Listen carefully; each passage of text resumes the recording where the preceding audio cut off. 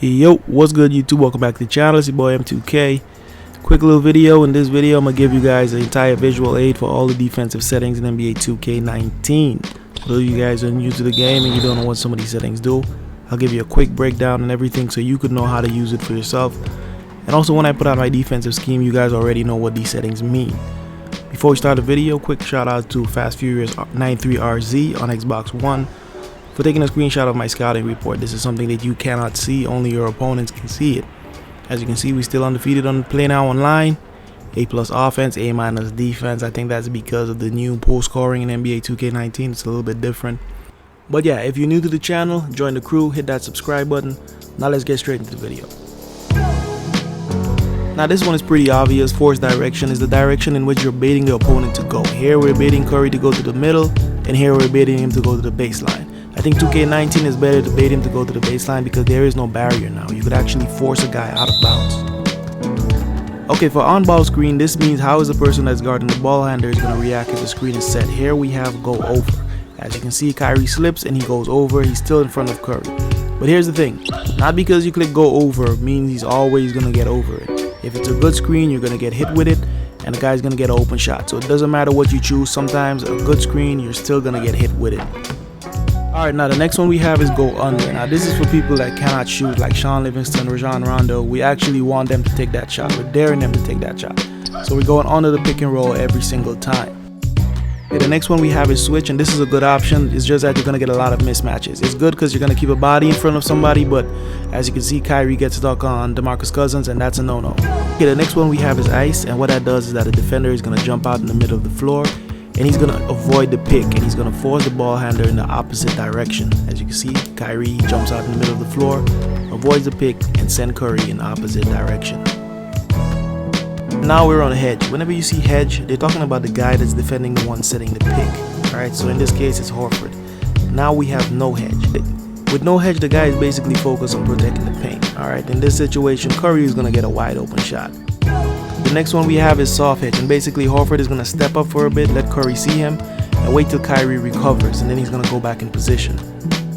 The next one we have is hard hedge, and basically Horford is going to show a little bit more. Alright, he's going to step up a little bit higher to completely cut Curry off and wait till Kyrie comes back, and then he's going to run back in position. Problem with this one is that Horford comes out too high, and the guy who's rolling to the basket will most likely get open. The next one we have for hedge is double, and that's basically when you want to get the ball out of the player's hand. Maybe you don't want him to take the last shot or something. Problem with that is you're going to be leaving someone wide open. The next one is catch hedge, and this is the one that I use. As you see, Horford's going to drop back to try to contain Curry, but his main objective is not to let DeMarcus Cousins get past him, because if he gets past him, it's automatic 2 points. The next one we have is stay attached, and basically Al Horford is going to stay attached to DeMarcus Cousins on the pick and roll. He's not going to focus on Curry because his main focus is trying to stop a pick and pop. So now you can imagine having catch edge on and stay attached at the same time. It doesn't make any sense, because one setting you're telling him to drop back and defend the drive, and the next time you tell him don't come off the ball defender. So if you do that, he's basically not going to come off, so it doesn't make sense to have catch edge on and stay attached. Alright, the next one we have is off ball screen, and you could go under the screen for guys that can't really shoot. Then you could switch the screen to make sure that no one gets a wide open shot. Then you could also go over the screen, but like I said, if you get hit with a good screen, it doesn't matter if you go over or under, the guy's gonna get wide open. Alright, now for post, there's different positions. Here we're fronting, we're denying DeMarcus Cousins the ball, but if that ball gets in the back there, it's automatic 2 points. Alright, the next one we have is behind, and that's when you're standing directly behind the post player. Alright, the only difference with this one, there won't be much trouble making the entry pass. The next one we have is 3/4 top. That's basically when you're giving him the baseline. You could use the baseline as an added defender, but if you get that spin animation on you, it's automatic 2 points. Alright, the next one is 3/4 bottom. That's basically when you're denying the baseline and you're giving him the middle. Maybe you have a help defender coming to help you out. Quick note about this, it doesn't matter what you select. You can select front, bottom. Your guy's going to try his best to maintain that position, but it all depends on if he's caught out of position and the offensive player puts a body on him, that is the position he's going to be in. Now we have double team. As soon as the guy catches the ball, they're going to double him, try to get the ball out of his hand. Then we have double team on the drive. As soon as he starts to attack the basket, they're going to collapse and double team and try to make him make the pass. Now for switch rules, we have 3 options: switch guards or switch bigs. And then we have switch all. Alright, switch all is basically we're switching everything. Whether it's big, it's small, we're switching everything. As you can see, Clay switches with Curry, and then DeMarcus is going to switch with Clay. So that's what switch all is.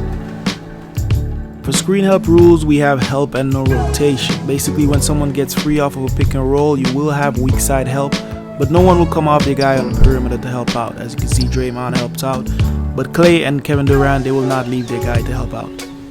Now, the problem with this, if you have this setting on and you're defending 4 out 1 in, right? Look at Draymond. All right, he's the initial help defender. Will he still leave his guy to help out? See, he's keeping Horford out of the paint. Pick and roll is going to be ran, and Horford is going to get free, and Draymond is going to leave his guy wide open. So that's what help and no rotation is. They will have initial help, but there will not be any help after it. Last one for screen help rules, we have no help. So if you get beat on the pick and roll, nobody will leave their guy to help you out. And for drive help rules, we have no help. As you can see, nobody's concerned with Kyrie. He goes closer to the rim. Nobody's even coming over to help. So that's what no help is for drive help rules. So if you have no help on for both drive help and screen help, then you have to make sure you have perfect on-ball skills, because nobody's going to collapse to help out. As you can see, Kyrie gets a wide open lane. Alright, but that's what I play with. But I'll bring another video with the best defensive settings, the one that I use all together. But yeah, for now, these are just an explanation of all the defensive settings for 2K19. Also, we have one more, which is extend pressure, when you basically guarding the guy from half court, from full court I mean. And you know, this year you could force them out of bounds. But yeah, man, that's it for the video. If you guys enjoyed it, please leave a like. The next video will be the best defensive settings in NBA 2K19, the ones that I use. Alright, the ones that I used to go undefeated in my team and currently undefeated in Play Now Online. If you get 100 likes on this video, I'll bring that video for you guys tomorrow. Alright, for the rest of the video, it's just situational gameplay on the defensive end. Hope you guys enjoyed it. It's been your boy M2K, and I'm out. Peace. Waves in, and Capella sends it back. Inside, and it takes a certain team for Thomas to fit in with well. That's the case, though, with the Cavs. Yeah, Thomas is a point guard, not a pass guard. He's a guy that's going to look to score more than anything else.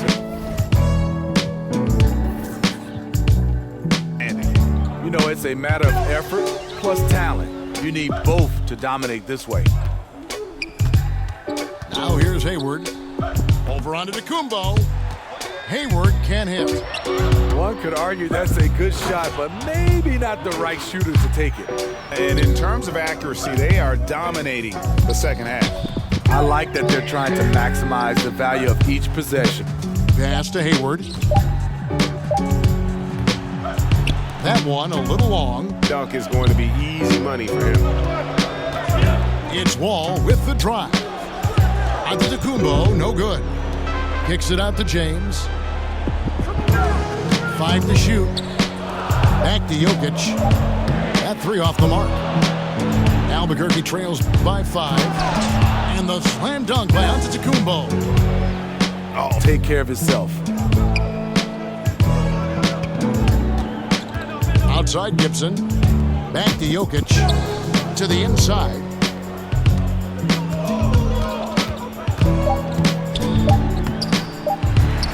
Outside for Assist by John Wall. Tatum's got 6 points. Yeah, and I love how strong Tatum is finishing through the contact there. He's shown a real toughness in terms of when he gets in attack mode. Guys taking ill-advised jump shots. Now here's Antetokounmpo. 17-point lead, their biggest. Yep, it counts. Miami trails by 5. Inside. Gasol with the steal. That's a great dunk! Freakish, Yes. athletically. Unbelievable play. And in terms of accuracy, they are dominating the second half. I like that they're trying to maximize the value of each possession, and you know their coach likes it. Now here's Millsap. Clock at 6. Pass to Hayward. That one a little long. He's a little uncomfortable in that in-between area, and the defense plays him that way. And it's Green with the jam. by 7. And you can see Porzingis a great job as a big to run the floor and help get that 3. Good ball movement here by Albuquerque. It goes on Giannis Antetokounmpo. And from everything you hear about Giannis Antetokounmpo, he keeps a laser focus. Basketball and his family are his sole preoccupation. That free throw, no good. Well, probably a little